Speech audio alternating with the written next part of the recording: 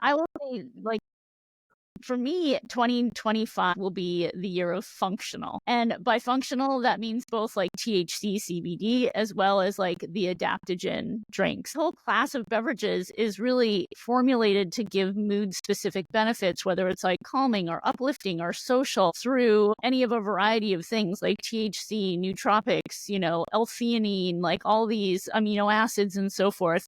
I have several of them in my coffee every day. Yeah, I bet. I mean, I think, and Mushrooms. like a better person because of it. Yeah, because we're of the age where we're getting marketed this stuff on our Instagram accounts. I'll Yes, buy it up. You tell me I'm not going to go through perimenopause crazy. Yeah, exactly. Exactly.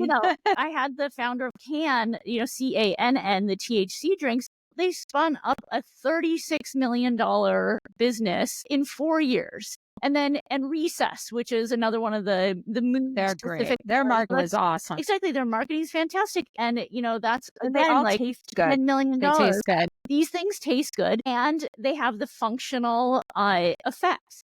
These things are infused with, green tea and all of these types of things that are good for you. For me, it feels like this CPG crossover of like everything we were drinking is like the Oli Pops and Poppies and all these better for you sodas. And now it's just crossed into alcohol. And I think that's like, that for me feels like what the innovation that we're going to see in 2025 is, like more alcohol brands and non-alcohol brands embracing like functionality in their drinks. Like calorically, they all make sense because CANN and all those resets, they are very low calorie. I think that's a big thing for people too.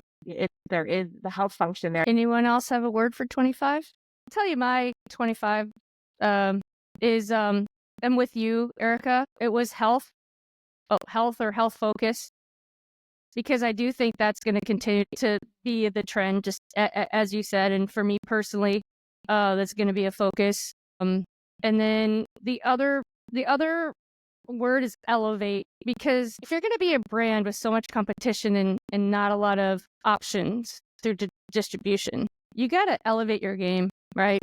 You can't just be just a brand. You got to have a story. You got to have a tagline. You got to have the marketing, the digital piece, the whole components to really make it. And so those are my two takes on 2025. Mine's evolution for sure. Our industry is evolving a ton, whatever, all the directions that we talked about today. I know it's going to continue, and to be open-minded and be on board with evolution is going to be key for brands. It just feels like we just entered a new era. There's just a lot of disruption this year. And we still don't know what's going to happen next year, because we also have the possibility of, and I'm not trying to be political, but tariffs and all sorts of things that could wreak havoc on some brands. 25% from Canada and Mexico is the current one. That's going to change the tequila industry. And then if the tariffs, retaliatory tariffs continue and go back for UK and EU, for many of us that are distributing in there, that's going to be challenging. That's one piece, right? But it's a new era. It started this year, but this is where we're at with all of there's just so much newness and unknown.